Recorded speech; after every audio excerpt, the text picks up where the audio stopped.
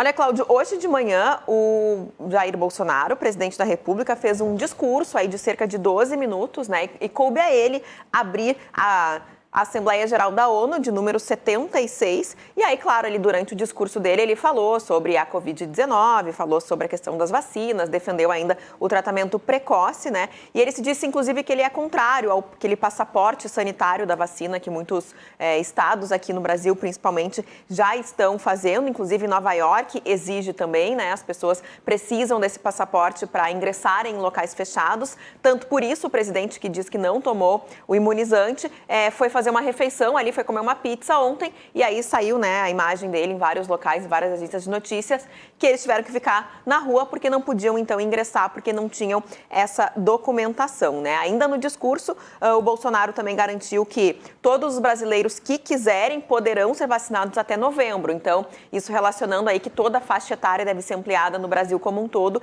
e até novembro a gente deve ter, então, doses aí para que adolescentes também tomem a vacina, né? E toda a população adulta aqui do Brasil. Já já a gente vai mostrar um pedacinho desse discurso aí do presidente. Vamos dar uma olhada, então, num trecho desse discurso aí que teve cerca de 12 minutos do presidente Jair Bolsonaro.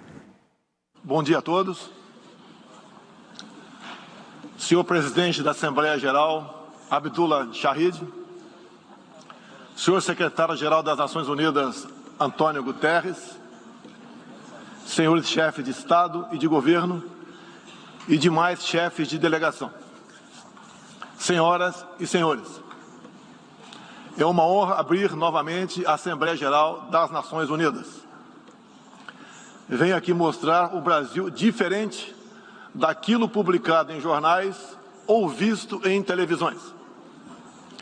O Brasil mudou e muito depois que assumimos o governo em janeiro de 2019.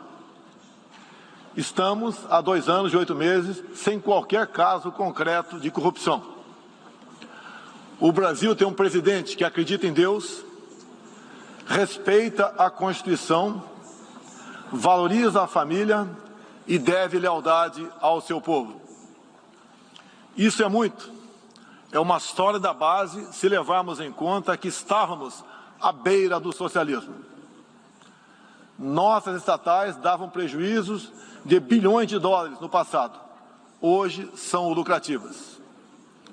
Nosso Banco de Desenvolvimento era usado para financiar obras em países comunistas, sem garantias. Quem honrava esses compromissos...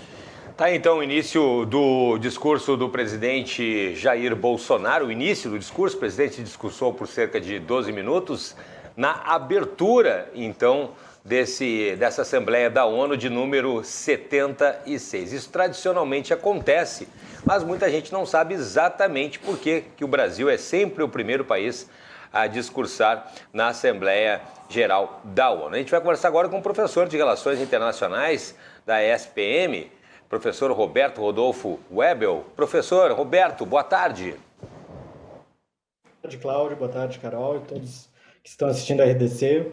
Boa tarde. Professor, a gente tem aí o Brasil tem o privilégio de abrir aí as assembleias fazendo o primeiro discurso. Por que isso acontece?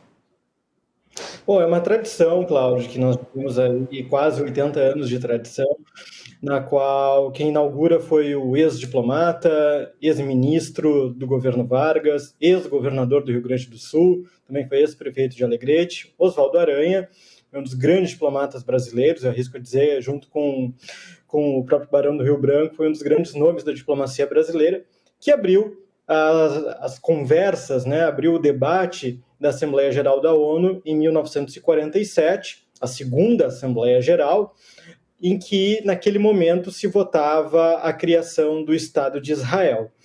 Então, Oswaldo Aranha, ele é admirado não apenas pela diplomacia que ele conduziu em nome do Brasil, representando o Estado brasileiro, que foi ao contrário de hoje, era um país que tinha uma projeção internacional muito grande na década de 40, mas também é reconhecido principalmente por israelenses hoje, judeus, por ser um dos nomes que garantiram a criação do Estado de Israel naquela década e que depois permitiu também a consolidação de Israel como uma potência no Oriente Médio. Então, Oswaldo Aranha, ele é simbólico, não apenas para a nossa política doméstica aqui no Brasil, para a política gaúcha foi um grande nome, mas também para a política internacional, um nome sempre lembrado e relembrado como um grande diplomata, um pacificador e alguém que buscava uma ordem internacional sem conflitos. Lembrando que 47 são apenas 2 anos depois do final da Segunda Guerra Mundial.